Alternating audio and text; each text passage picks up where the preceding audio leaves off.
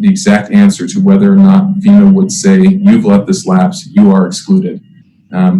But it is a tool we have to continue to let them know that we are part of this and we are incurring expenses. And Chief Carpenter may know more specifically what he has heard from FEMA. Yeah, Mayor, if I might, this is Chief Carpenter. So to be totally honest, I think at this point we could say that Doug's right. We don't know for sure what FEMA would say. I know in the training that I have attended over the last couple of weeks and one even today, under the President's declaration of emergency, we would be considered for reimbursement from FEMA. I do believe that our declaration of the emergency that we're in as a city supports the incident action plan in which we've put into place and the works of our incident management team and myself as the emergency manager. We do know that just as it is with insurance or anything else, it's our job to prove that we implemented a plan and that we supported it both financially and logistically to get those reimbursements that we're going to be in line for. And we also have to consider that we're in line with every other Idaho city that has put in the request for assistance. So our job of following the incident action plan that we have currently working is only supported by the declaration. I don't necessarily think it would eliminate us from any reimbursement though. Under the President's declaration, I do believe that we're in line with everyone to receive those reimbursements. It just does support the incident action plan that we have in place under our emergency operation plan. Chief Carpenter? Yes, sir. Can you speak to enforcement of the governor's order? That's been something that's come up in conversation as to is there being enforcement? I mean, it's being heavy-handed. There's ways that people are perceiving this that is not positive. And then as a follow-up, the question of who is essential and who is non-essential. I've had several business owners approach me about their businesses being essential to them. They're supporting not only themselves, but the people that work for them. And if they're being denied the ability to pursue their regular job activity, it's creating a stress in our community. It's creating a stress in our country that we need to get past sooner than later. And the message that we're prepared is ringing hollow to a lot of people. So if Agreed. you speak to both of those. So I think that the governor's decision today could have gone either way. I mean, the truth is if he would have stood up there and told everybody, you're going to disagree or agree with, a percentage is going to agree with what I'm about to say, and a percentage is going to disagree. And I think that when we get into the positions, and I can't speak for the governor, I can only tell you what I personally feel from his constituents, whether it's the CDC or the presidential constituents or even our local guidance, that he has to make that decision between human life as well or economy, which also does in an instance equate to some form of human life. And so he has to make the decision based upon what is the best possible solution to get to an ending in which we can get back to business, because the economy, which is going to be is at stake currently, could see another shutdown if we don't follow the strategic pathways of what we're being recommended by our health districts. I don't have an answer for what is essential and what's not. I know the governor lifted some of those requirements today, that if a business is able to provide their services under the guidance of CDC, which is the social distancing and being able to provide that business without causing further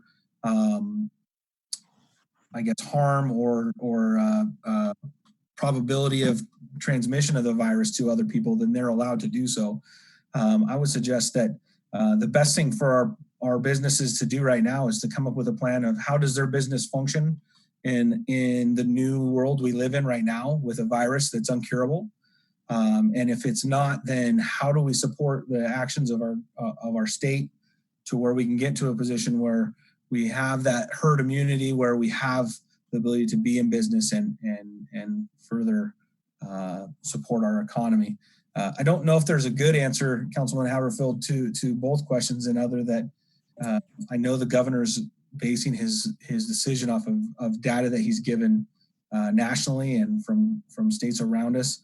I also can acknowledge that there's an element of concern from our citizens that this is hard on our economy, and this is I am blessed and thankful that I have a job that is going to pay me through this, and I can't imagine the weight of pressure that's on those people that own businesses that aren't being allowed to do what they do to support their families. And so all I know to do is to try and open the resources for them to be able to live through this and maybe come out knowing that the community of Nampa and the city of Nampa supports them.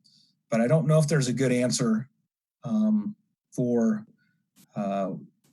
what to say to the people that don't. I can acknowledge, but I don't have an answer for those people that it's difficult for them to accept this decision by the governor. So Kirk, I'd like to follow up with Kirk's comments. Okay. And so Randy, the one thing that we have talked about in our joint communication with the mayors across the Treasure Valley and our emergency managers and our health districts, as mayors, the one thing that we realize is that we need to have consistency across the Treasure Valley. If a given municipality says, nope, we're not going to do that, it makes it very, very difficult for the entire Treasure Valley. And so as we are all on the calls, and I missed getting to visit with Garrett Nancolis today. We did try to connect. He had tried me, but and I think it was about golf courses versus this issue. But the one thing that we have said is that we need to be in alignment, especially in Canyon County, to where we're all aligned as a county. And the one thing that we've talked about is that we are going to follow the guidance of our health districts, and it's important to do so. And then the other thing is it's even better if we can be aligned across the entire Treasure Valley. Nampa's COVID cases are less than Ada County, but we know that we have a very mobile community within the Treasure Valley. And so it's needless to say, it's important that we are in alignment as a community. So I know some people don't like it. Early on, we've had people that have complained on both sides. This is a very polarizing issue. You have some people that think this is silly and that we are way overly restricted, and you have other people that are extremely fearful and very concerned. And you know what? When you speak to someone or hear the story of someone that lost their loved one unexpectedly, you can't turn a deaf ear to that. And we recognize that the virus is still here. It's still highly contagious. It's not easy. So my recommendation is that we heed the counsel of our health district and that we align ourselves as a whole and that we align together. And we've got 2 more weeks. I have scheduled a meeting with Beth Feinig, our Economic Development Director, with Mitch Minetti, Nampa Chamber of Commerce, with Marie Baker, with the Small Business Entrepreneurial Setup, to discuss ideas to how to get our economy going again. What can we do to help our businesses? The next 2 weeks, we need to be working to figure out how we can open up safely and we can get things moving. Because the goal for us, is that May 1 date, let's talk about how we can open up our community and how we can keep our people safe but get our economy going again. So, Mayor Kling, just 2 follow-up items then. One for you, the message that came out of the mayor's office in Boise, which was unfortunate, came across as being turn in your neighbors if you see something that's that you think is not in keeping with this mandate. This isn't martial law. We're imposing on our people. We need to be allowing them to feel like they still have the freedoms that they have as Americans, but we're giving them guidance on how to be safe. I think that's what's come out of the health districts and even from the federal government. And I think that's what the governor was trying to state, is that it's important that we just practice what we've been shown here. And until there's an antidote or some sort of an antidote that is available, this is going to continue with us. It's going to either be this year or next year. It's going to continue. So I can understand that. But from the economic standpoint of being a small business owner, I can tell you that the CARES Act, that the dollars have already been spent. Local businesses that didn't get in that first evening have no shot at getting any money unless something else happens. It was just like what you saw at Walmart and other places where there was just this hoarding mentality. People were submitting their applications up to 5-10 times to try to get themselves in line. And so small businesses like mine, fortunately, I don't need it, but it's just not available. So it's going to be difficult in 3 months from now if this continues on. So I would just share that from a business owner standpoint. And then again, from your office, again, one of encouragement, one of instead of the opposite of what we saw in Boise. If Canyon County's unified, I'm all for that. But unless you've talked to their mayor in Boise and you have a better sense about where she's coming from, I would try to avoid that alliance if you could. That's just my personal feelings. Thank you. And Randy, where our alignment is with our emergency managers. So, and that's what's so incredibly important. The health districts are trying to be aligned because we know it's difficult to have two separate guidances, but also our emergency management teams. We've worked very closely. Kirk Carpenter has worked very closely with Mark Niemeyer with Meridian, and Joe Lombardo with Ada County Emergency Management, and then also with our Canyon County group. But there is a good collaboration to help one another succeed. For the city of Nampa, and that's all I can speak to, we want to encourage our citizens and our community members to do the right thing individually. Right? You appeal to people to help one another, to be sensitive to the needs around them. Our police department is really they're just there to help educate and make sure that people are aware. And if someone truly isn't trying to enforce and protect people and going against guidelines, then they're going to have a discussion with them. But it's not an issue of turning your neighbor. It's not an issue. It really is just how do we support one another? And that's the real spirit of where we're coming from as a city. So, Mayor, if I may, just a question. Yeah, my question is on maybe to Doug is on the date. If I heard correctly, I was hearing at the next May council meeting, which is May 4th. As far as this stay at home is from a state standpoint, isn't it just through April 30th? That is correct, but our next council meeting is May 4th. Okay, well, I'm just going to I'm very adamant about this. If the door opens where we can and we can open up these businesses, I would be totally in favor of a special council meeting on Thursday, April 30th to get this open. I am not in favor of waiting even through that weekend just because we have a council meeting on a Monday. That may not happen, but if it looks like a positive that it can happen, then what would be the reason for us to wait and not have a special council meeting? And I'll defer to Doug. Mayor, Councilman Bruner. So the city of Nampa declared an emergency before, even before the governor declared a stay-at-home order. They are disconnected, except for the fact that they are in response to the same issue. But the Nampa state of emergency is entirely about sort of community support. The current prohibition on certain activities is entirely from DHW. Now, the city of Nampa has closed certain public facilities, and that is in the city's control. But it may be the case that the emergency, the economic emergency, the health emergency extends even beyond May 6th, even if the order is lifted. And for the sake of continuing to coordinate funding and keeping the emergency response team in place to help our businesses come out of this, that an emergency still exists from our local standpoint, even into May or June. But that will be disconnected from a prohibition on businesses being open. The moment the governor lifts that order, it will require no action on the part of the city. That will be lifted. And then come Monday, at the Monday council meeting, we can talk about how do we continue to deal with the fallout and support people in our community at a local level.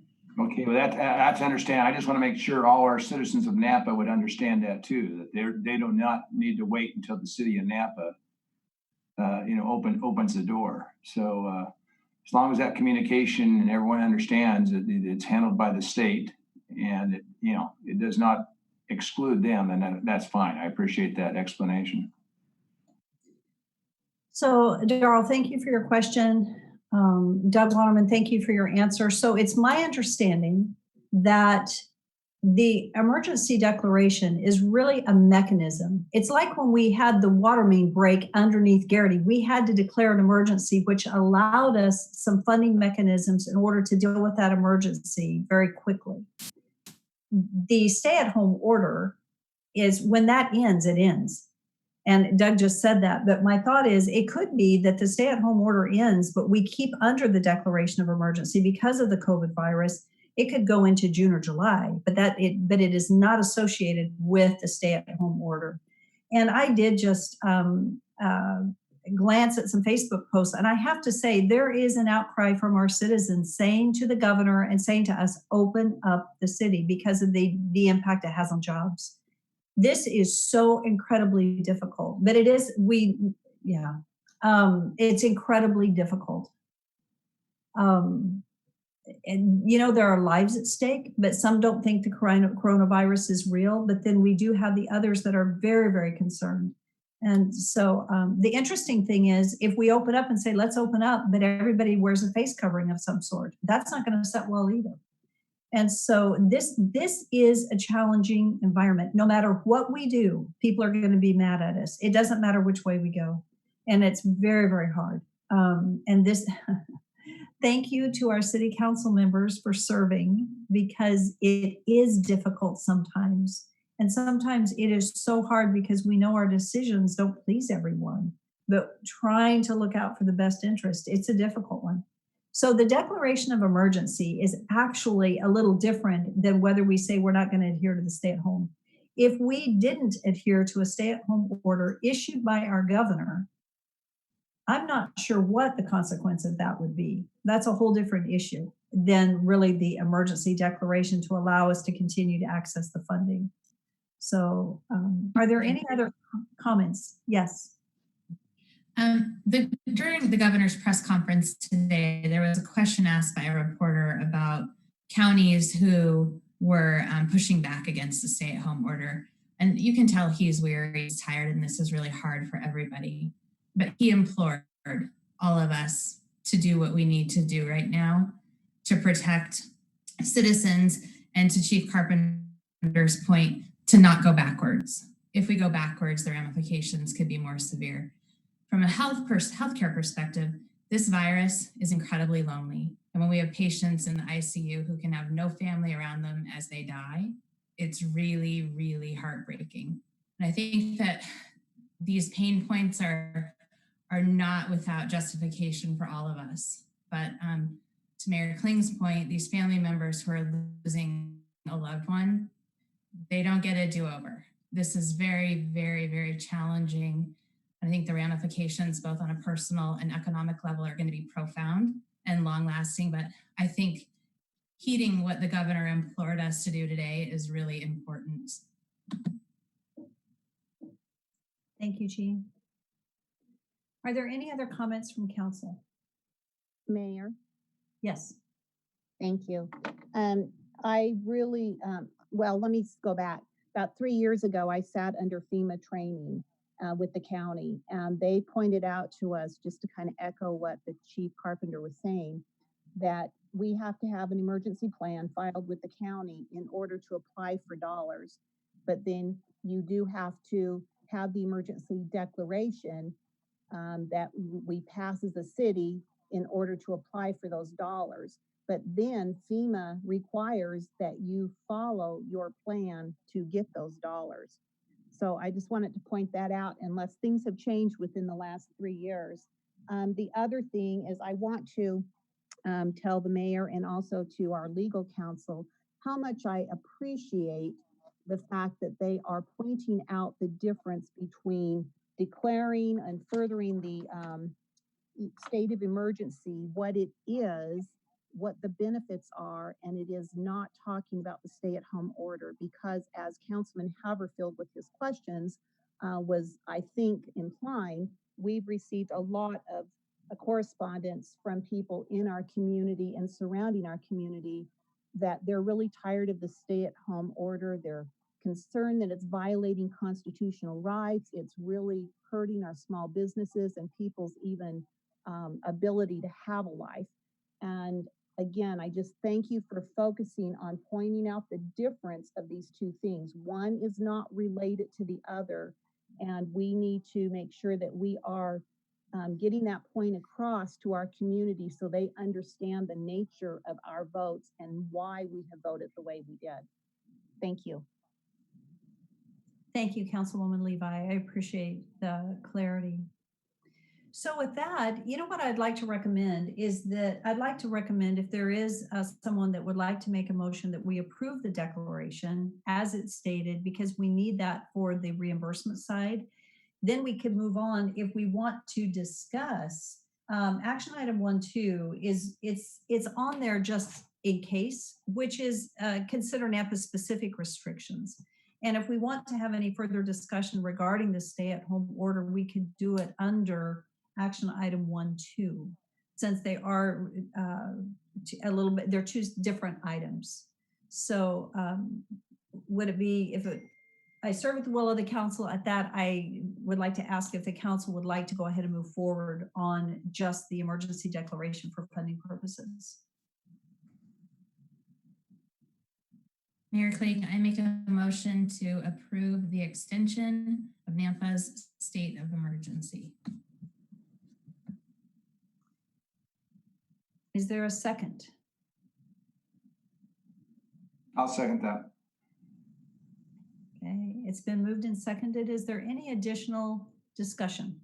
Mayor Kling, just for the sake of understanding what all is in that state of emergency declaration, does it specifically speak to the governor's stance on stay-at-home orders, any of those things? It doesn't. It basically is there for us to be able to access federal funds. Okay, I just wanted to be clear on that. That's my, and Doug Waterman, would you like to specifically answer that? I'm looking at it as you speak. Go ahead, Doug.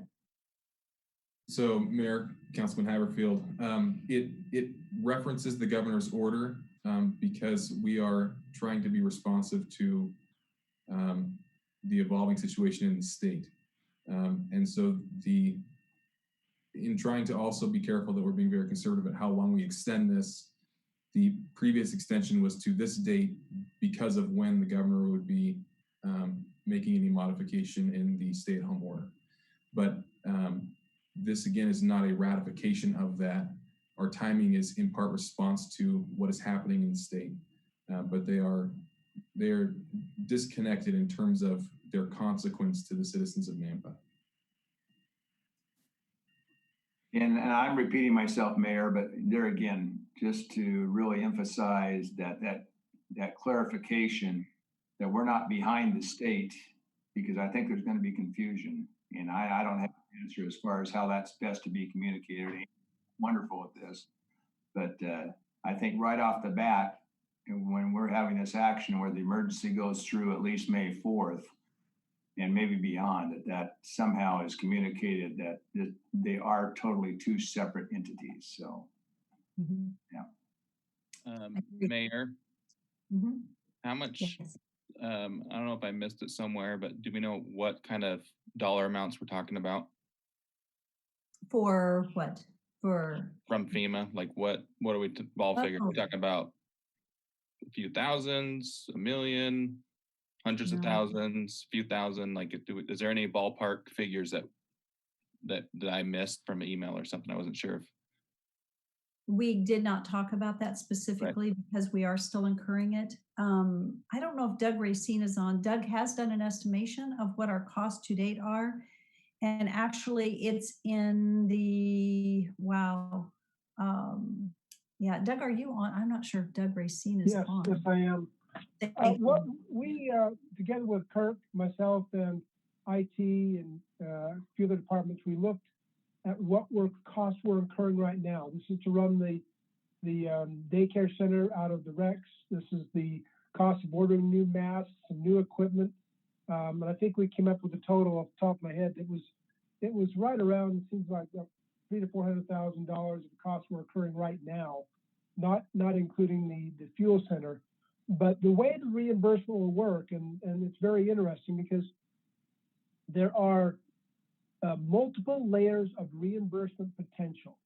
There is the question of cost sharing, which would need to be addressed by our governor. In a call today, FEMA said they normally have about a 25% cost sharing component, meaning that we would get 75% and of the reimbursement and eat the 25. But on the call today, they were saying some governors can decide to take that at the state level and give the full reimbursement to the cities.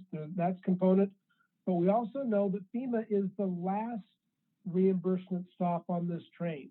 There are several others before that, and whatever's left over after that, we can then apply to FEMA. It will be a while before we get our money back. If we get back, there's a lot of people, it's like Councilman Haverfield talked about for the small business money. There will be a lot of people lining up the trough for this money. So we want to be there out of the gate as quickly as we can, but we also need to accumulate all of our costs so we can submit that timely and accurately. Whatever we submit will eventually be audited. There was an example given where there are currently FEMA audits going on for Hurricane Katrina, and people are being asked to pay back money that wasn't properly supported. So we want to be very careful about it and do it accurately and correctly the first time. Doug, thank you for your response. And I did find the email, Doug, that we had forwarded. So I was just looking at some numbers Doug had put together. For March into April, it was estimated the costs were $131,000. April going into May, our estimated cost for reimbursement could be around $133,000. And that equals a total of $265,000.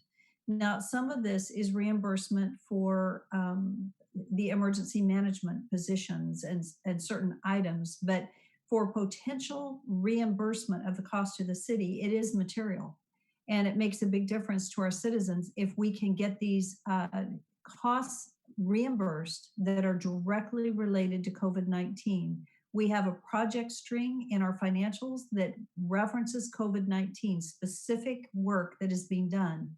So, and that includes overtime. There are other costs that may not be reimbursed, and that has to do with the Emergency Family Leave Act from the federal government of what we are required to provide. Some of those costs may not be reimbursable, but they're costs incurred. Yes. We're talking just on the cost side of the ledger. Let's not forget the revenue side. The revenue side, the revenues we lose will not be reimbursable. So whatever the Parks and Recs loses from the rec center, from golf, whatever we lose from sales tax revenues or shared state revenues, those will never come back to us. They're gone. So we're putting plans into place to reduce our expenses. But it's just important to note that only the expense portion can be reimbursable. The revenues, we have to absorb those by cutting current costs. Thank you for that reminder.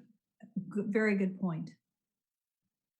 Okay, so we're still in the discussion phase of the action item to consider the state of the emergency. Is there any other discussion or any further questions? Mayor? Yes. Thank you. You had mentioned that you were looking through the declaration of state of emergency or the governor's declaration, or no, it was the state of emergency to see how it referred to what the governor said in his stay-at-home order. Did you find the wording for that? You said you were looking. Well, I was looking at our resolution. What I was looking for, I looked at our resolution, that Doug spoke to that. Then what I was looking for were the specific financial numbers, but I did not pull up, and I don't think I have it in front of me, that Rick, you may be able to access it, and I could possibly access it on my phone. Are you talking about the actual declaration that came out today? Yes, how is that referenced and tied into our declaration of state of emergency with FEMA? I How don't is- think I can answer that. It would be either Doug or Kirk Carpenter that could possibly answer that. Thank you. Mayor, Mike, Councilwoman could you ask the question one more time, please? Yes, Councilman Haverfield might be asking it better, but he had commented about what does it state in the just a minute, let me turn my paper over here. In the state of emergency declaration, if we extend that, what does it state in reference to the stay-at-home order issued by the governor today? Mayor, Councilwoman Levi. So it's the recital immediately preceding it is on March 28th, 2020. The City Council of the City of Nampa extended the declaration of a state of emergency until April 17th, 2020. And whereas on April 15th, the Governor, Brad Little, announced that the stay-at-home order will continue through the end of April 2020. And whereas the Mayor and Council of the City of Nampa wish to extend Nampa's state of emergency until May 4th to allow the City of Nampa to continue to coordinate with local, state, and federal entities to respond to COVID-19. Now, therefore, and it has the resolution language that extends it to May 4th. Okay, so I just want to double check because this is very important to our community, how it affects our community, and it's important to me, and I'm very pleased to hear our council members as well, that there is nothing in there worded that we could be surprised later that we're of the understanding that this is just purely extending this for the state of emergency for the financial side of things, but it's not obligating us to follow the mandate or allowing the governor's stay-at-home order to make any declaration for the city of Nampa. And Councilwoman Levi, I just pulled up the governor's, it was some information that came out back on March 13th regarding his state of emergency. And it did say, of course, at that time on March 13th, there were no confirmed cases. And it was about the health and well-being, but it said the declaration activates the use of the Idaho Emergency Operations Plan and makes funds available for use in the Emergency Disaster Fund.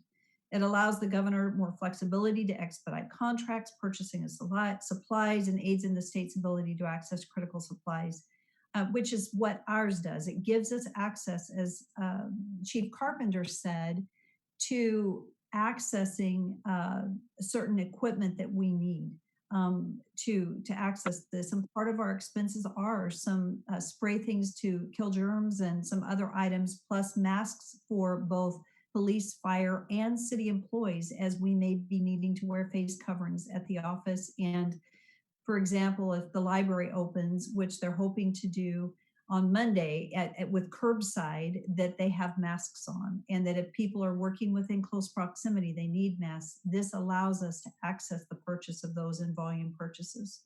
So anyway, I hope that answers the question. And if I'm incorrect, either Kirk or Doug Waterman, please let me know.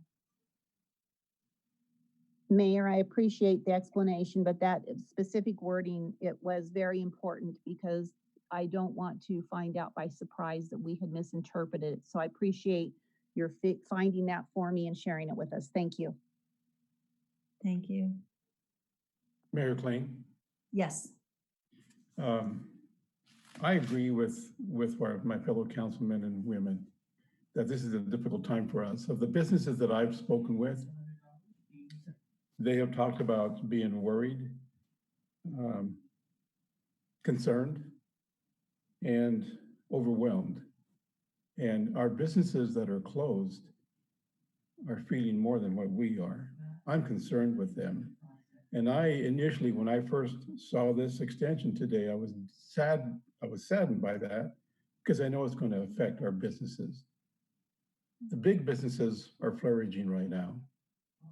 Under the restrictions of the COVID-19, they're open and they're making a good positive result for us. But also our smaller ones are really having a difficult time. I don't want to agree to this, but I also know that as this is a deadly game, excuse me, not a deadly game, it's a deadly epidemic that we're dealing with. So I like what Darrell said, Councilman Bruner, that we got to take a good hard look at this. 2 more weeks. I'm concerned, but I think we better from our health side. And I don't know that I'll do this again for our smaller businesses who don't have money coming in. And I don't know that they'll ever get that back. So I agree with Councilwoman Munchie on this, but I'm really having a difficult time, and we've got to do something. And thank you for stepping up with going over to Beth Heineck and Mitch Minetti and Marie Bogan. I think that's a good idea. But that money coming from the federal government is not coming fast enough, if it's coming at all. And boy, we got to say prayers for them. And I'm hoping that we can relieve them here in a couple of weeks. So that's all I had to say. Thank you. Thank you, Councilman Rodriguez. I appreciate your comments. Are there any comments before we go to roll call? Mayor, Yes. I just want to publicly state that I do not support the stay-at-home order, and I believe that the president and the governor, you know, they're getting reelected, and so they have to do certain things to get reelected and say certain things. I really believe President Trump, if he wasn't getting reelected, he would tell everyone to get back to work. And I know many people that are struggling. I know many people that can't pay their bills right now. They can't pay their health care right now. And it's easy when someone, you know, I'm blessed because I'm very successful and I have a lot in the bank. And so I could go a year, but there's a lot of businesses that don't. They go month to month. And they are hurting right now bad. They're not making payments. These stimulus packages, they're not enough. And I'm kind of emotional about it because a lot of them are my friends and they're hurting. And so, you know, I just want to publicly state that I do not support the decision, because for some people that can't support their family, they're essential. And I'm almost crying about this because it really affects them. They can't pay their bills, can't pay their health care.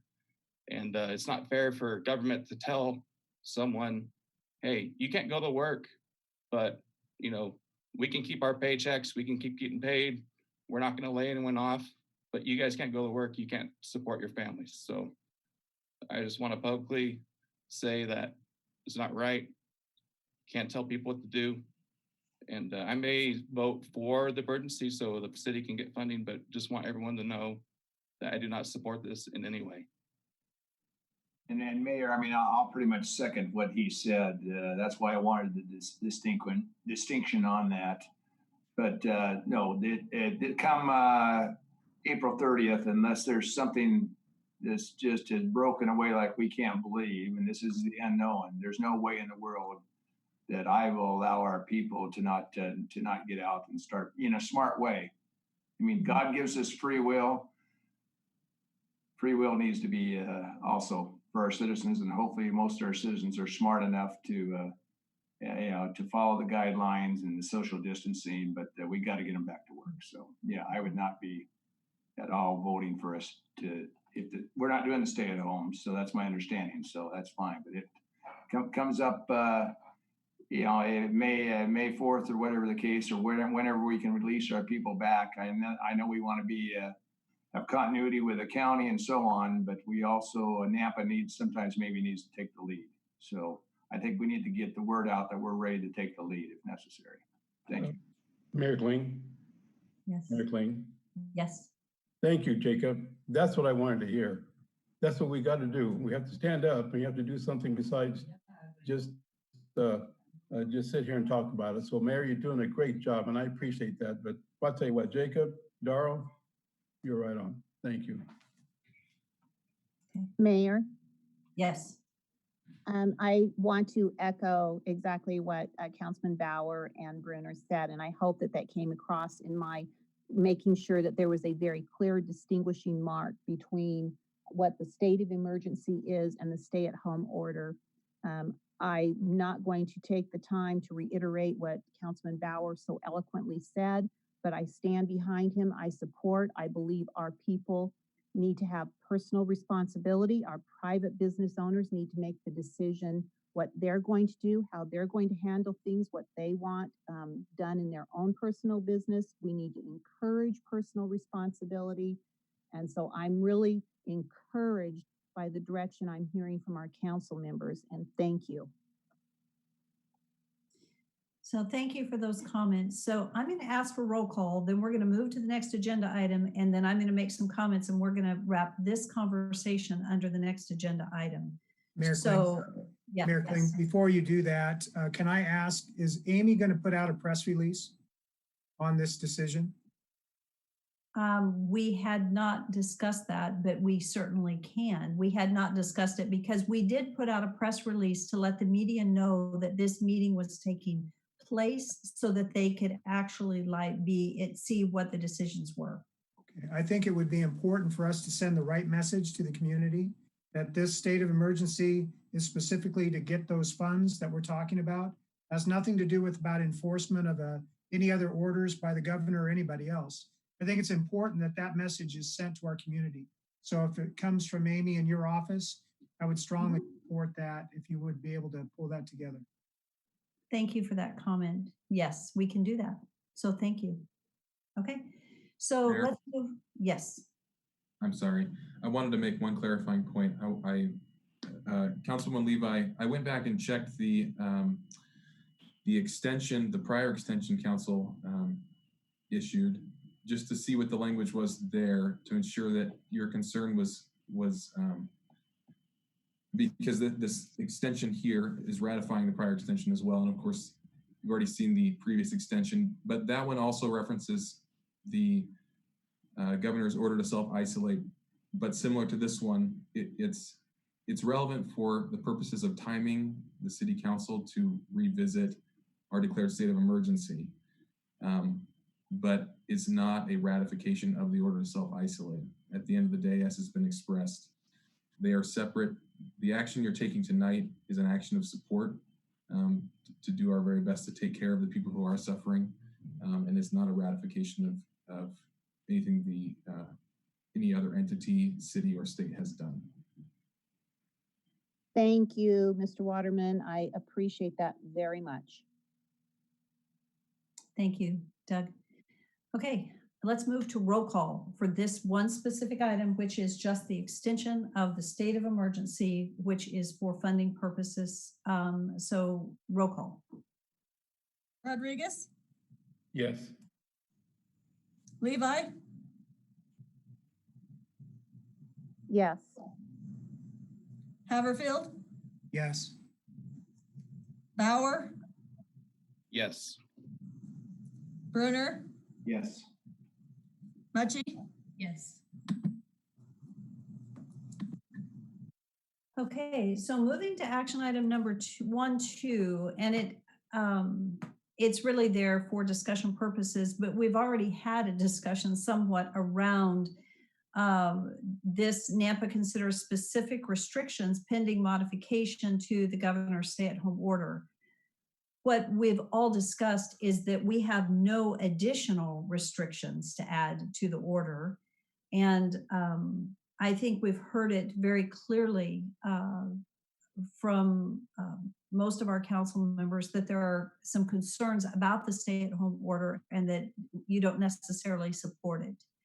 So at this time, we could take a vote, but I don't know that we need to do anything different than obey what the governor has said. I don't know what the ramifications of that would be. So I think I know that we have a number that don't support the stay-at-home order and feel like we need to be opening up.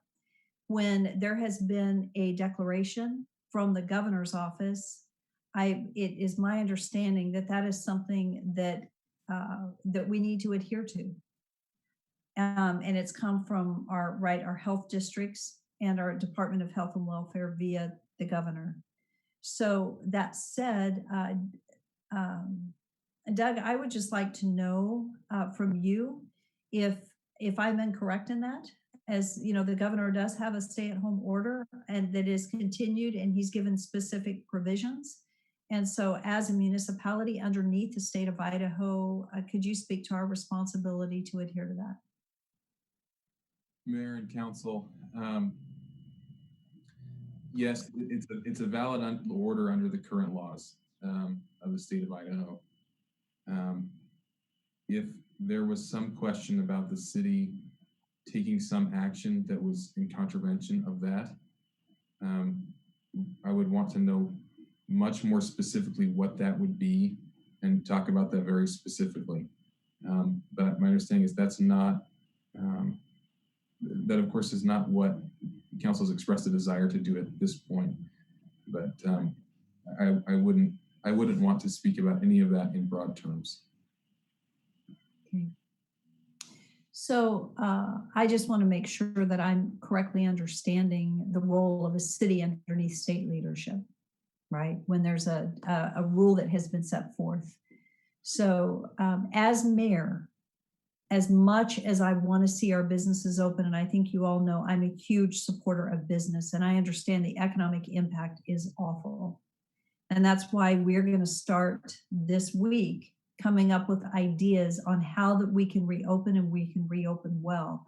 We do also have a couple of discussion items of relief that we can provide to our citizens, and some things that we are doing to help offset the impact of those that live in our community. That said, it's my understanding and my intent to listen to the guidelines as set forth by the governor, and not to do anything contrary to those. So I don't know that we need to take any action tonight, but I agree with, and I am very concerned along with our council members about the economic impact that this is having, not only on the city of Nampa, but our entire state and our nation. So that Mayor said, Clayton? yes. So I was just going to follow up with a question to you then. Is it important that we have to do anything on this consideration as an action item? Because if we do, obviously it's not going to be a unified vote. It might be split, might not be, but whether or not we even need to take any action on this item 1-2. It's my understanding that we do not. Okay. At this time. Doug, is that correct, that we can just move past it? We've had excellent discussion around how we feel, but Doug, are we able to just then move on and not do anything on this number 1-2? Mayor, Councilman Haverfield, that's correct. This was agendized with the intent of having a discussion, and also with the intent of being able to respond to any changes in the governor's order. The discussion's been had. The council's not obligated to take any action at this time. Mayor, if I may, kind of a little bit of a repeat discussion, Doug, probably for you. Again, I'm asking the stay at home from the state and the governor is through April 30th, correct? Councilman Bruner, my understanding is through the end of April, yes. Okay, so if the governor and the state at that point in time, for whatever reason, decides to continue that stay at home, we as a council, from what you said previously, I would appreciate you looking into the ramifications of us not agreeing to that if he does decide to continue that. For Nampa, if we need to stand alone.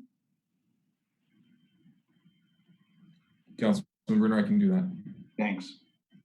And Mayor, Councilman Bruner, I think I heard the governor's position is to actually relax some of that stay-at-home order, allowing some businesses that can provide curbside service, that they would have the ability to move forward with providing a service, but the way it was before, they would be limited in their ability to do that. So I kind of think, like Mayor Debbie has been saying, it's going to be kind of a gradual approach to opening things up, and I think kind of a rolling approach, and maybe even state by state. There's several states that aren't experiencing the heavy loss that some of the coastal states are. So I hopefully we'll be able to, like you say, be the leader in this and move forward with that mindset. Yeah, and Councilman Haverford, I'm not talking about opening the floodgates. We all know it has to be a layered effect. I just want to make sure we're prepared to be able to move if need be. Yeah. Yeah, I support the governor. I'm just, at this point in time, it's time to start opening the gates a little further, in my opinion. So we need to be ready to do that. I would agree with that. Mhm. Thank you for those comments. And I will say, I do respect and appreciate the fact that the governor did reference people traveling into our state.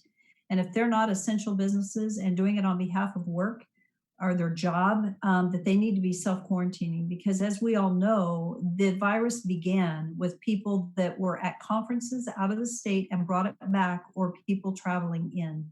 Obviously, that's how anything spreads, but I appreciate that he continued to emphasize how important it was that we really work on those coming in and out of our state so that we can help stop it here.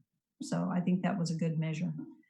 So with that communication, we're going to move from item 1.2 over to item 1.3. And this is the discussion regarding the reopening of Ridgecrest and Centennial golf courses.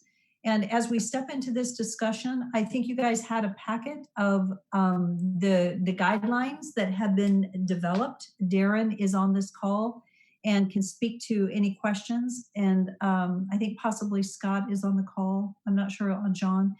And I will say that we got a text that Caldwell is reopening their golf courses on the 17th, which is Friday. And so they've made a decision to go ahead and reopen. We've had a number of requests to reopen. I will say we've had a number of complaints that have come in about Red Hawk that was open, people thinking golf shouldn't be open. So again, this is one of those decisions that is going to land on both sides of the fence. You're going to have people that love it and some people that don't appreciate it.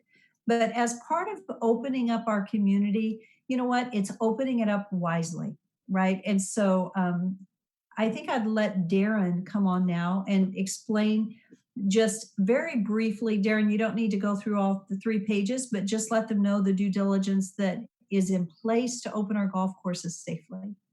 And Mayor, if I may, and that's fine, but let me just, if you would include, I have one question, and that was so well written. So your team that got together, Scott and so on, appreciate that so much. But the common name that I call porta potties, all I saw on that was that you were recommending that everyone wash their hands. Well, that's fine, but not everyone does that. So my question is, I guess I haven't been in a porta potty recently. How does the inside door open? How do you get an inside door of a porta potty open? Do you have to use your hand? Yeah, so I can answer that. Okay. And so the clubhouses will be closed, and so they're simply putting the porta potties up by each clubhouse. Now the bathrooms that are out on the course, and as I was reading this, maybe it didn't make perfect sense. The bathrooms out on the course will be open with running water and soap, and so they'll be available. The porta potties have hand sanitizers in them, and so yeah, you do kind of have to, you kind of like press the button, get the sanitizer on your hand, you kind of open it, you go outside and you dry off the sanitizers. So that's how that generally works. There's a couple other ways that we don't have in place. They do have water hand washing stations that could be ordered as well. It'd just be an extra expense. Darren, would you like to go ahead and give us just a really brief recap of the fact that the clubhouses will be closed, that there'll be extra sanitation measures, the online purchasing, and what you're ready to do? Yeah, so basically, I'm proud of our staff for doing a lot of research, putting this plan together. They've had a lot of respect and a real reasonable approach to trying to provide this service. And so what we've tried to do is get rid of many touch points as we can, whether that be flags, pencils to keep score, handling cash. So we try to get rid of the touch points. We've talked about improved sanitation, more frequent sanitation wiping down the porta potties, wiping down the areas where people tend to go, such as the bathrooms. The flags will be left in place, and so they won't be removing the flags. Ball washers, drinking stations, bunker rakes, all that is removed. And so we'll emphasize keeping the social distancing 6 feet apart. We should have some signs made in the next couple days that'll be placed out at the golf courses at certain holes, reminding people, the golfers, of that. One person per cart unless you live in the same household. And then I will clarify at Centennial, just the way that they're taking credit cards. One person will come slightly into the clubhouse. There's a glass window there. They'll pay with a credit card and then leave. So they will go in about 5 or 6 feet. It's just due to logistics of the machine and where we could get the technology there for the credit cards. But other than that, I think, you know, we have a clientele that is looking forward to playing golf. The Golf Commission has given their input. I think you've seen a letter that was presented from the Golf Commission with their support of opening the courses with the condition that the mayor and the council shows their support for this as well. And so other than that, I think that's kind of a wrap up. We were planning on opening tomorrow if approved. In the last couple of days, we've known that this is going to become before the council, so we've been preparing to open up as quickly as we can if the council desires. And so I don't think I have any questions. Scott is on the line as well. If you have any questions that you would like to ask me or Scott, we'd be happy to address that. Are there any questions for Darren? Mayor Kling, I have one. Mm-hmm. Thank you, Jean. Has there been any discussion with Southwest District Health about the potential of a porta potty becoming a virus incubator? Should someone go in and cough in a very enclosed area and then those doors are shut? Has there been any discussion with them about whether they think, we know the virus lives on surfaces for quite a while, is that too confined a space of somebody who's COVID positive has been in and coughed and then somebody comes through shortly to use that after them? Because sanitizing your hands is one thing, but having that virus airborne in a closed area is of a little bit concern for me, not as much with the bathrooms, but the porta potty. Yeah. I will say, Councilwoman Mucci, we have not talked to Southwest District Health. However, in the Valley, I believe porta potties have been open and typical restrooms have been closed. That would be true in the city of Nampa today. Park restrooms have been closed. Selective porta potties have been open along the trails and a couple areas of park use. But we have not talked to Southwest District Health. Mayor Kling. Councilwoman, if I could just answer that question real quickly. I have talked to Southwest District Health about this, and I did a couple of weeks ago. And at that time, the comment was, it's a little bit difficult because you actually could have two separate health issues if you don't have a porta potty available. That you run different risks for health safety risks. And so at that time, they did not provide us with any guidance or any restriction on using it because you've got a couple different issues there. So I understand what you're saying. The nice thing is that there is typically ventilation at the top of those. At the top of the porta potties, there are open air vents in them to where there is ventilation. And in talking to Darren, and I think that we've discussed having someone go in and cleaning them several times a day, not just every few days like they would typically be maintained. So we are looking at added sanitation that would be taking place in the restrooms to have them available. Mayor Clean, Yes, Mayor Clean. yes. Also, Darren, if it could be all right, so we could clarify this issue, why don't we just put a spray bottle of cleanser in there, and after everyone is finished using those porta potties, they can spray it down before they leave. End of story. Now, Mayor, in the community, we always think that golf is a social sport, but it really isn't, because you must remain quiet.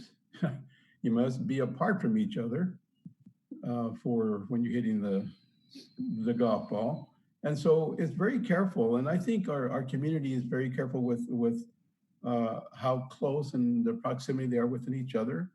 They're close with each other regarding this virus. And I think the prevention that they themselves do that warrants that we open our courses. Several weeks ago, I sent you an email, and Randy Haverfield, about beginning to, or what your thoughts were about opening the golf courts, both of them. And so now we're here having this. Since then, since this discussion, I'm having a lot of people calling me and telling me that it's the best thing we can do for our seniors to get out, for our people to get out in a green open space. And so I don't know if we need much more dialogue on this. I'm going to make the motion that we open our golf courses immediately tomorrow if we can't. I'll second the motion. So it's been moved and seconded. Is there any other discussion? That said, I want to say one thing. I fully support the golf courses opening, and I want just for public communication, I did not ask the council permission to close them. I did make a decision to close them, but I am asking council permission to reopen. So if there's anyone upset that they were closed, it wasn't the council members that did it. I will take responsibility for that decision. And I stand by that decision. I am extremely pleased at the work that has been done on the golf courses. We've worked diligently to get maintenance projects done while they were closed so that we didn't need to close them later. So my understanding is they're in good shape. My hope is that they are, and that we get people back out. The mental health side of being able to get outdoors at this time, difficult time, I think is very positive. So the guidelines that have been put in place for each of the golf courses, the FAQs that the team has put together are excellent. They've done a good job, and I think they have a good plan in place, and they're going to be very diligent to ensure, to the best of their ability, the safety of our citizens. So I'm very pleased with our staff, and they are ready to go, and I'm excited for them to get to do that. For those, some will be upset about it, but I will say that mental health is important. It's important that people can get out, and they have very good guidelines in place. That said, let's move to roll call.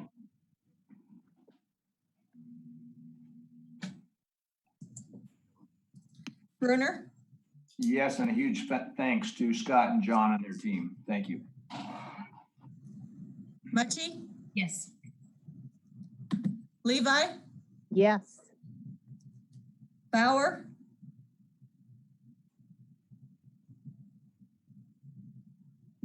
Yes. Haverfield, Yes. Rodriguez. Yes, thank you, everybody.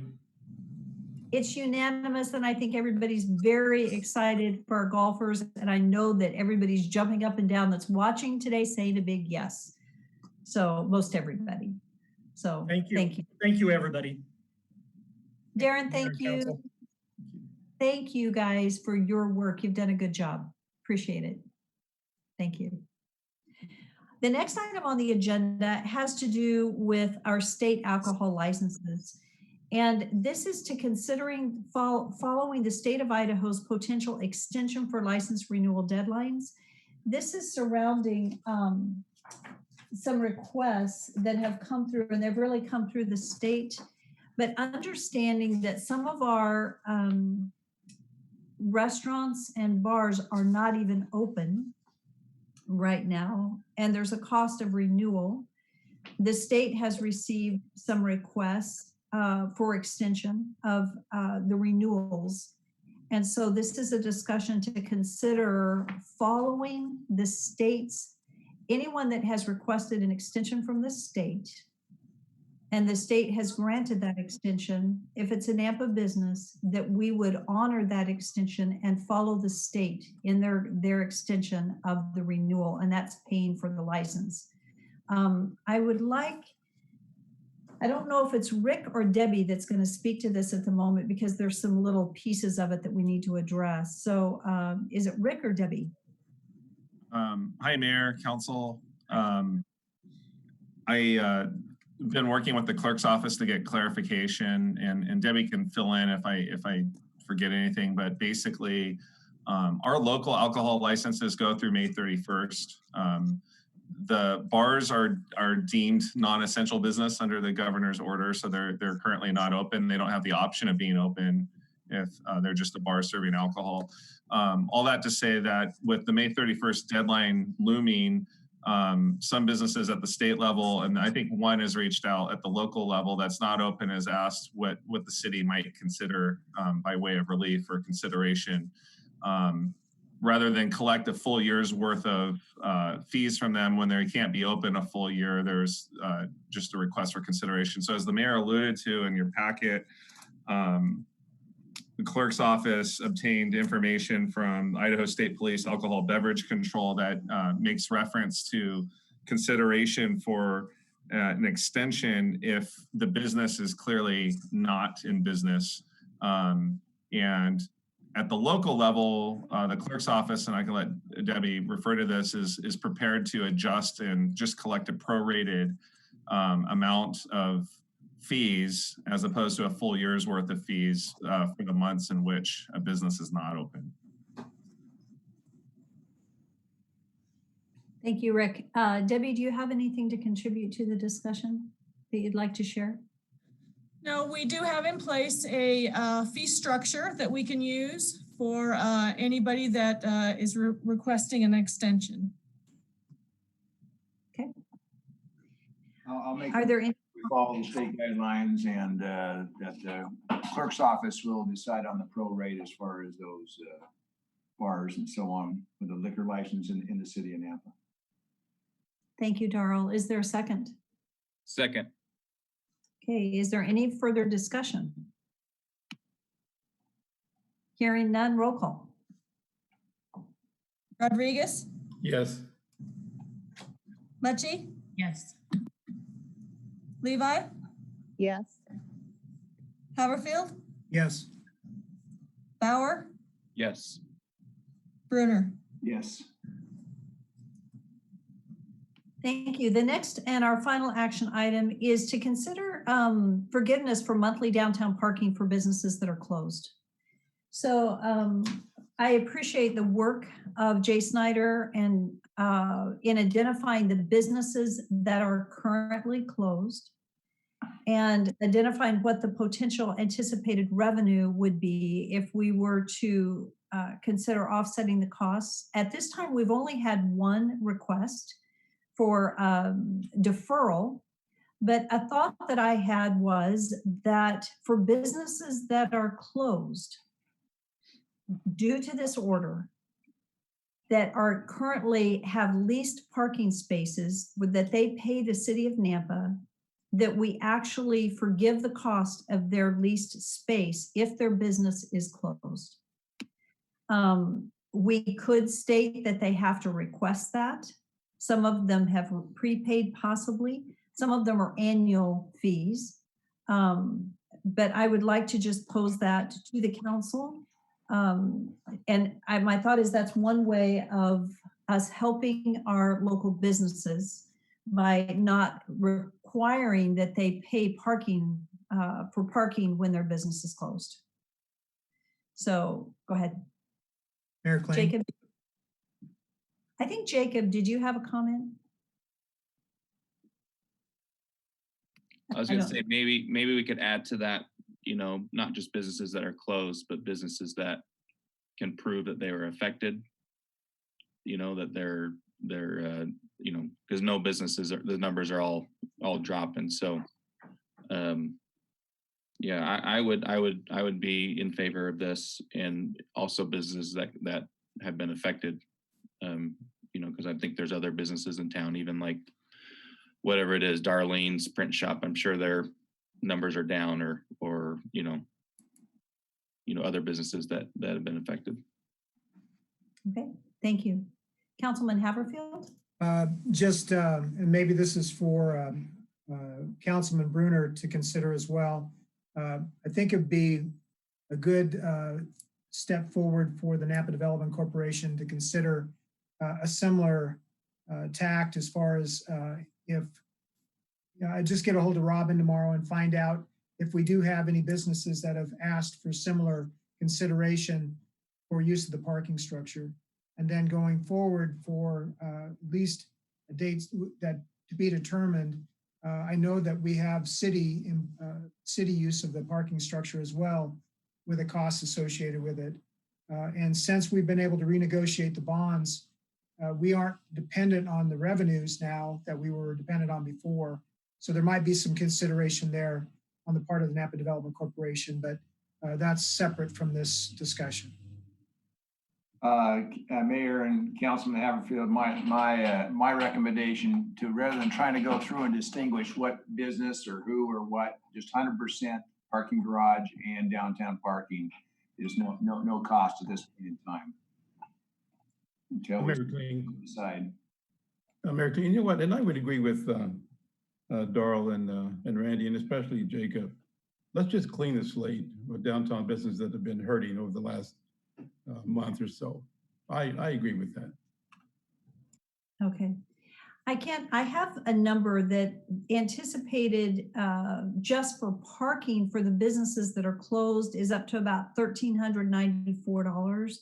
If we extend it to, and that's about 82 that are closed out of 141. So it's Mayor, a little more than half, maybe 2/3. Yes. Sorry, I was guessing or maybe looking for the number on what the potential cost would be if the decision was to just clean the slate. The revenue right now, and just so you know, code enforcement sends out the invoices for the parking on those lots, and so there's 141 lots there. If all of them were cleaned, the source of revenue is $15 a month if they've entered into an annual agreement. Some prepay the full amount, some just pay the $15 a month. It's $17 a month if they're in a 6-month agreement, and it's $22 a month if they just go month by month. The revenues that are generated from that are close to $2,000 a month total. And so if there was a decision to just clean the slate as it's been shared, I think clarification for the duration of this and just keep in mind that this is a good effort to help with them. It's going to affect, and I think Doug Racine can probably speak to it, it is going to affect a decrease in revenue that has to be made up from the general fund. So taxpayers are having to pay for this relief that is provided for the downtown business owners. The rationale that why the mayor brought this forward, of course, was that some businesses, as far as an equity standpoint, if the business is not actually using the parking space and they entered into the annual $15 a month deal, they're getting that slight reduction a month because they're committed for the year. And so we were really trying to craft the forgiveness, as it were, not to punish or hold hostage those who are, through unforeseen circumstances, not open, not even using their parking spaces within that year commitment or that 6-month commitment. Those businesses are in a month-to-month commitment. They opt out. They're not using it. They don't pay the $22 a month. So they have the choice of just not using the parking spot. So I just wanted to provide that brief, just kind of context that might help your deliberation. Thank you, Rick. I appreciate that. So Mayor, for consideration of this request, then, are we looking at 1 month, 2 months, 3 months? How many date certain, what are we talking about as far as how many months? Are we looking at maybe forgiving, the businesses the cost? My recommendation was the month of April. Just 1 month then? Was 1 month. We need to be reopening in May. Okay. We could, if we chose to do May, we could do that at a later time. But for right now, my thought was if we can give immediate relief for the month of April, where they are closed the entire month, And the stay at home began that last week of March, but they were open. Most businesses were open through that, until that time. So my recommendation was the month of April. And I'd be willing to make that motion then for the month of April, if there would be a second. And Randy, question for clarification. Are you asking that we forgive all parking, just don't charge any parking for the month of April for anyone, or just the businesses that are closed? I think I need to honor the intent of the action item, which is just the downtown businesses that have requested it. Does that make We'll sense? second it. Okay. Okay, so at this time, there's only one downtown business that has requested it. Okay. How many downtown businesses, though, are affected by by this COVID-19 that have been closed? And Well, are they paying for parking that they're not using? They just haven't bothered to ask. Do we know that? yes. Rick, would you like to? I'm just counting. I've got a list. Rick has full lists. Yeah, there was Yeah, a so Mayor Council, if you And yes. refer to our packet, I think this was a proactive measure by the mayor to bring to your attention. The request was just one business. I believe it was Brick 29. They're not open right now. And so they were just requesting some relief. This measure is a proactive measure based on your motion. We would inform the businesses. And as far as how to administrate this, code enforcement, SOILA would basically, we would just ask that a business would send an email. An email would be sufficient. We're not asking for a bunch of red tape. And any email would be sufficient. There'd be an honor system, and that she will not collect for the month of April, the $15 a month per spot for those who are in the annual thing. So we would put the ball in the court of the business to then reach out to code enforcement. Otherwise, businesses that have already prepaid or paid or are in business and are happy to pay, if my understanding of the motion is it wouldn't just clean the slate and for all businesses, but only the businesses that request it. Okay, That would be maybe correct. Rick, did I not hear you say that the total amount would be $2,000? If you were to clean the slate for all parking revenue just for the lots that are affected, it would be close to $2,000 a month. For the month of April. For the month of April. If it was, if you had in mind the prospective maximum of the businesses that are closed, if all of them were to ask, it would approach between $1,200 to $1,400 a month. So at least 50% of the businesses or the spots are closed right now and would be offered this forgiveness. Okay, and I will not be voting yes to the motion that was made. I'm still in favor of the clean slate and not to put the ominous on the businesses that have to ask. Let's just take care of them. So that's how I would want the motion to be amended if agreeable to Councilman Haverfield. I will second that one as well. My second will go to Darrell's, not Randy. Okay. So I'll pull my motion to let Darrell make a new motion. Okay, so Randy Haverfield is rescinding his motion officially, and Okay, my motion is for 100% of all businesses that are currently paying for the month of April for them to not be charged, which we've been informed would be approximately up to about $2,000. Second. And for clarification then, we are talking about only the parking spaces that are controlled by the city of Nampa, not by the Nampa Development Corporation, which would be a separate topic. Correct. Thank you. thank you for that clarification, Randy. And you guys can bring up the other at your next NDC meeting. Okay. Is there any other discussion? Okay, hearing none. We're going to do, I think I could have done all in favor, but we've been doing roll call, so we're going to do roll call again. Rodriguez, Yes. Mucci, Yes. Levi, Yes. Haverfield, Yes. Bauer, Yes. Bruner. Yes. Thank you. I appreciate that consideration. I think that is going to be very encouraging to our businesses. And so we appreciate the support of council for all of our businesses. I was just looking to see if Claire was on. Just a quick announcement. You know, some of the parking is the library does use parking, so I'm sure they would appreciate, and the board might appreciate the fact that they have been closed. And but the good news is the library will resume curbside pickup of holds next Monday. So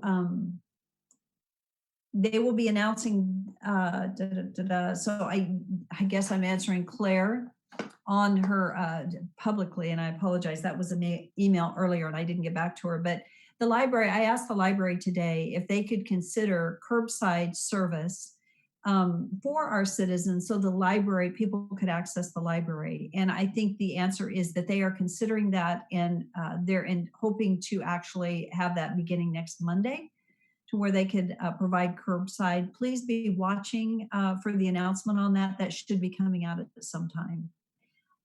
I appreciate the fact that the library, even though they have been closed, there have been some employees there and they have been answering questions. They are still looking things up on the internet for people that don't have the internet, that needed information. They've been working to service our customers.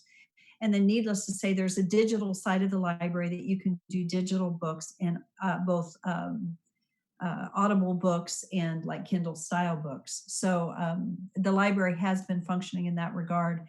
Just in case anyone wonders, we actually, I believe the number is 83, it's off the top of my head, employees that are furloughed at this time.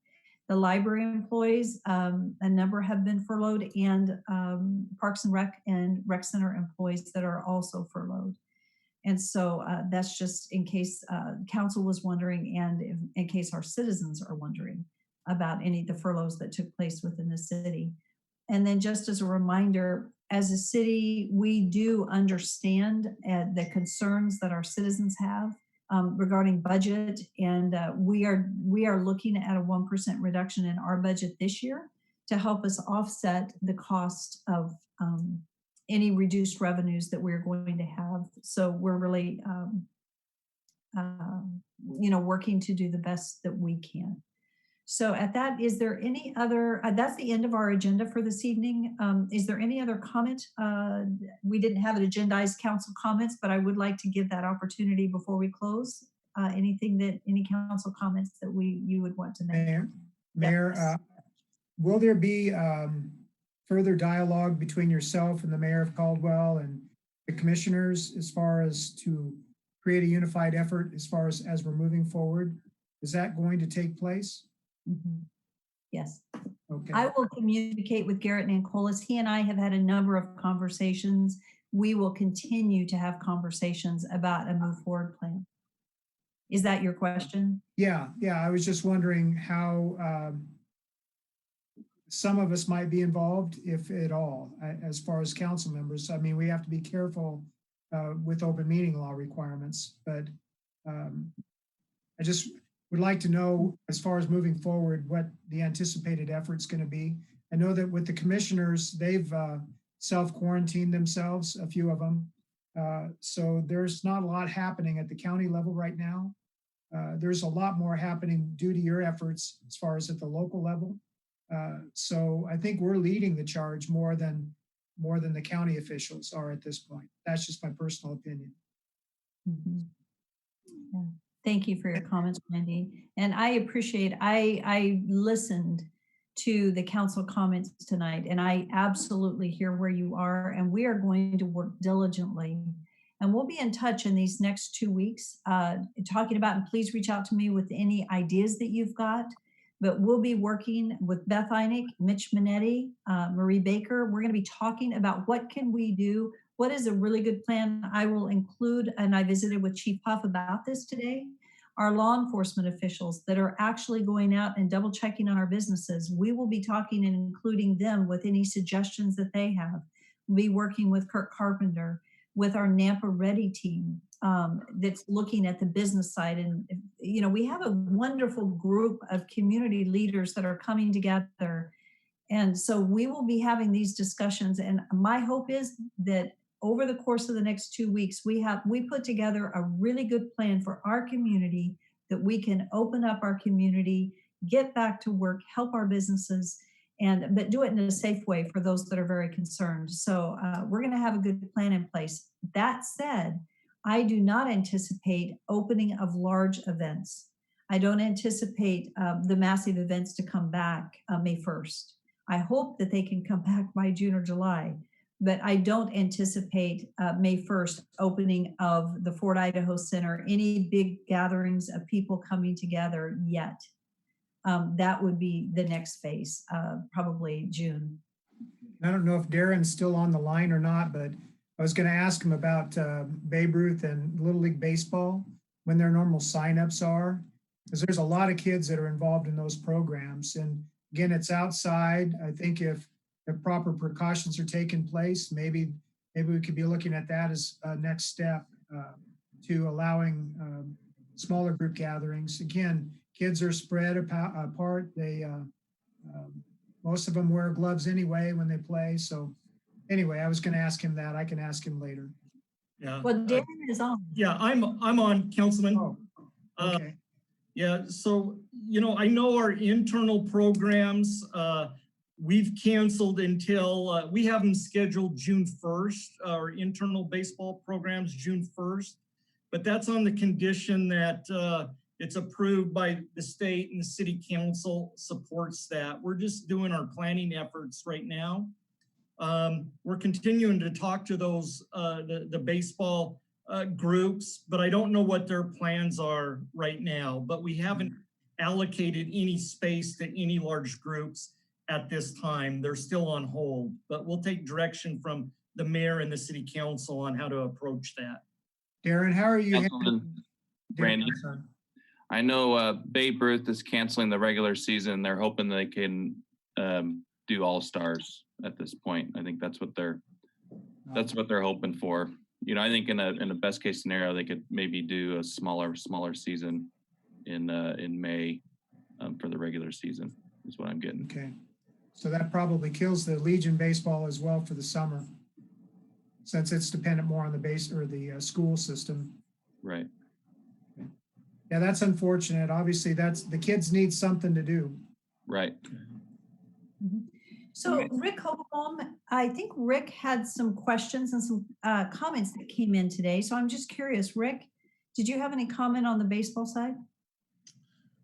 I had an opportunity to talk to Darren. I think that there's just some citizens who have already, I believe Darren can speak to this, signups are already on their way online. And so we just wanted to clarify any potential miscommunication that we were violating the governor's stay-at-home orders by registering people with the presumption of opening up June, but just purely for logistical purposes and administrative purposes, you know, getting teams and rosters together. And as Darren already spoke to, he's there are signups with the hopes of June 1st playing, but of course that's conditioned upon what's going on at the state level. It's not us thumbing our nose at the state. So. Well, I think that's something that we need to take into consideration as we're looking at what this opening up is. And so that's June 1. I think are there some people that are already out practicing? I have seen, people practicing. Our parks are not, I think our fields are not closed. So if people are going to parks to play, I don't know. I don't think they're city teams, Darren. You can speak to that. They're just probably people playing pickup baseball or something. Yeah, I would say we have not allocated any field space. As you know, playgrounds are closed right now, but the parks and baseball fields are open for pickup play or general recreation at this time. Okay. Mayor, totally off the subject. Totally, just process question. Maybe this is for Debbie. I would like to recommend a couple of proclamations. I'm not going to go into them tonight, but what's the process? If I do I need to get them on the agenda at least to consider them for Monday? And do I send that to Rick and Debbie, or what's the process for a recommendation? Okay. If you would send it to Rick and myself, and we'll review it. We already have 2 proclamations on the agenda. Yeah, I'm not talking about doing it this Monday. I'm just talking about, you know, in the future as far as, okay. Yep. send it over, and we'll get it formatted onto a proclamation, take a look, and then hand it over to Debbie Rosen to include on the agenda. Okay, very good, thanks.